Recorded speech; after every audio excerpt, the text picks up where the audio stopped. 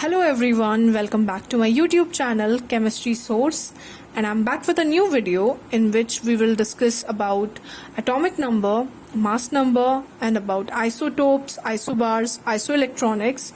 So before starting the video, I have a small request to make. Please do like, share and subscribe to my channel, and do watch the video till the end. So let's get going. ये इससे पहले मैंने 4 और more videos upload करी हैं अपने channel में, जिसमें हमने मॉडल्स ऑफ एटम पढ़े हैं. हम class 11th chemistry second chapter में कवर कर रही हूँ. सो प्लीज़ आप उसको भी देखिए. उसमें हमने मॉडल्स ऑफ एटम में सबसे पहले जे थॉमसन का मॉडल और उनकी लिमिटेशंस को कवर किया है. देन रदरफोर्ड के मॉडल को, उनके स्कैटरिंग एक्सपेरिमेंट को, लिमिटेशंस को हम सब वो डिस्कस कर चुके हैं. नाउ ये बहुत ही इजी एंड सिंपल टॉपिक है दो, बट स्टिल इम्पॉर्टेंट है क्योंकि आप बेसिक है तो आपको आना चाहिए. Atomic number and mass number. Atomic number क्या होता है? Total number of proton present in the nucleus, उसको एटॉमिक नंबर कहते हैं. कैपिटल Z से रिप्रेजेंट किया जाता है. Total number of electron present in the neutral atom. Neutral atom में अंडरलाइन किया हुआ है मैंने, अभी बताती हूँ मैं आपको इसका कॉन्सेप्ट. उसको भी एटॉमिक नंबर ही कहते हैं. They are equal to atomic number. Okay, तो हम एग्जाम्पल लेते हैं to understand it better. Chlorine का एग्जाम्पल लेते हैं. ओके, क्लोरीन का atomic number that is represented by Z. Atomic number को रिप्रेजेंट Z से किया जाता है. 17 होता है.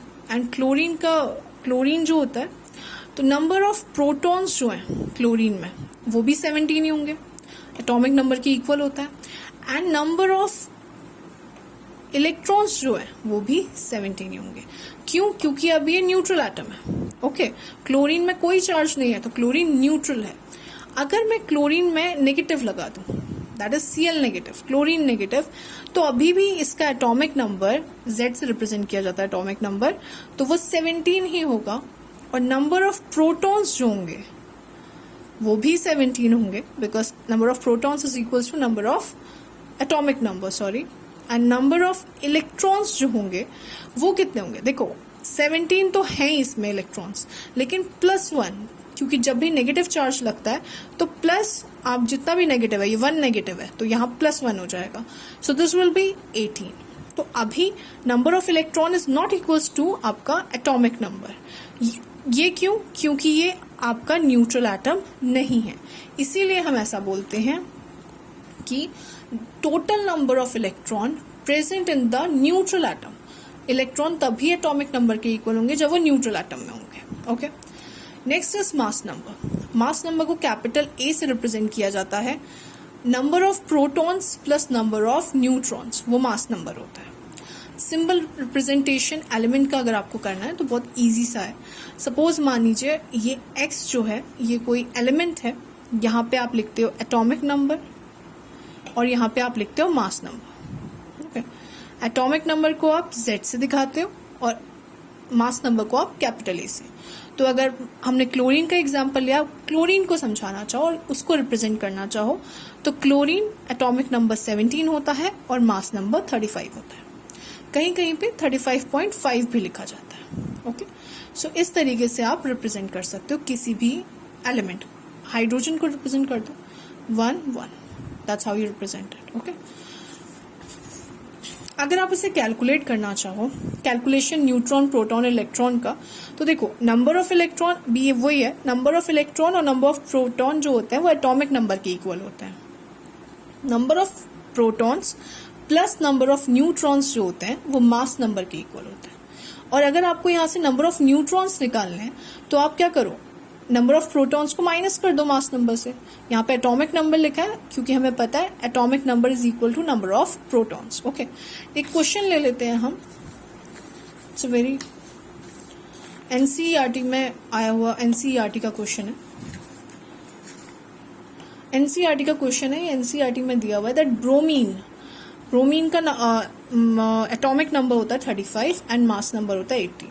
अगर आपको ये याद नहीं है तो कोई प्रॉब्लम नहीं है, क्योंकि क्वेश्चन में दिया हुआ है ये. ठीक, इसमें पूछा है आपसे नंबर ऑफ इलेक्ट्रॉन और नंबर ऑफ प्रोटॉन के बारे में और नंबर ऑफ न्यूट्रॉन्स के बारे में.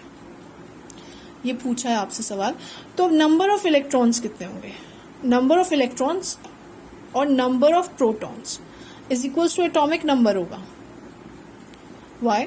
क्योंकि नंबर ऑफ इलेक्ट्रॉन्स, देखो ये ब्रोमीन जो है वो क्या है, न्यूट्रल एटम है, कोई चार्ज नहीं लगा हुआ है, न्यूट्रल एटम है, इसीलिए यहाँ पे number of electrons atomic number के इक्वल होगा. नंबर ऑफ प्रोटॉन तो होता ही एटॉमिक नंबर के इक्वल है. तो यहाँ पे एटॉमिक नंबर क्या है, जो नीचे लिखा जाता है वो एटॉमिक नंबर होता है. ठीक है, Z से रिप्रेजेंट किया जाता है, that is 35.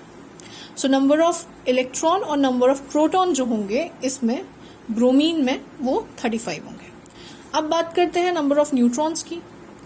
Number of neutrons, number of neutrons क्या होता है, मास नंबर.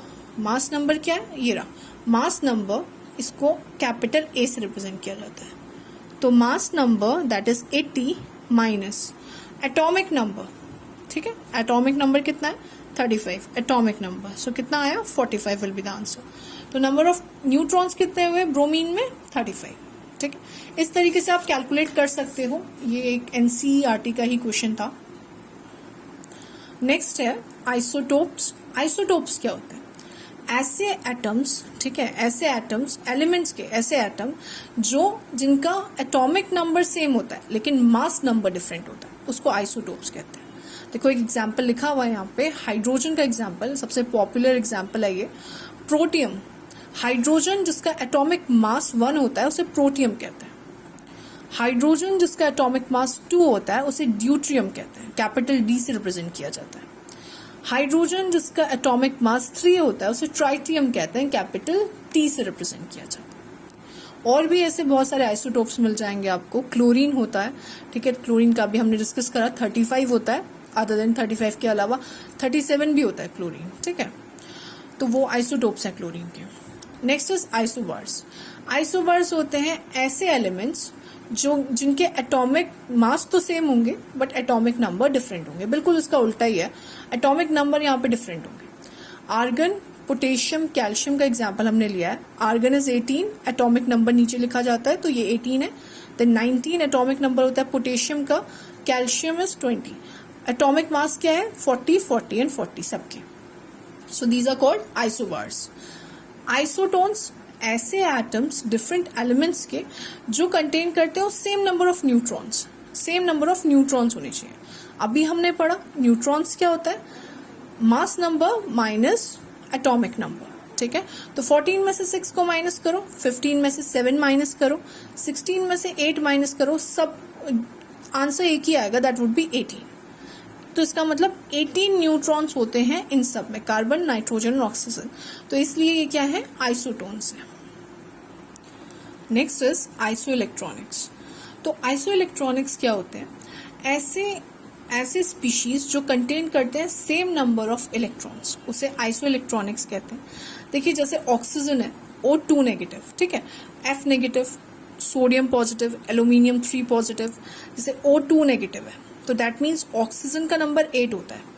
ऑक्सीजन का नंबर 8 होता है और उसमें 2 नेगेटिव है, मतलब 2 इलेक्ट्रॉन ऐड हुए हैं and that makes a total of 10.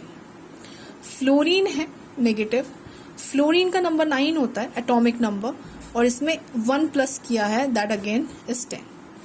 Sodium positive है, सोडियम 11 होता है. पॉजिटिव रिप्रेजेंट की अभी इलेक्ट्रॉन जाएंगे यहाँ से, ठीक है ना, लूज करेगा ये electron, so that is again 10. Aluminium 3 positive, aluminium is 13 और ये इसने 3 इलेक्ट्रॉन लूज करें, पॉजिटिव 3 है सो लूज करें, सो दैट मीन्स अगेन 10. सो ऐसे स्पीशीज जिसमें सेम नंबर ऑफ इलेक्ट्रॉन्स हो उनको बोलते हैं आइसो इलेक्ट्रॉनिक्स. ओके, सो ये बहुत ही सिंपल से टॉपिक्स थे बट इनकी डेफिनेशंस इंपॉर्टेंट हैं, बहुत बार पूछी जाती है. सो आपको डेफिनेशंस मिल जाएंगी, मैंने लिखी हुई है यहाँ पे. Again, in the end, I want to make a request that please do like, share and subscribe to the channel and मिलते हैं नेक्स्ट वीडियो में.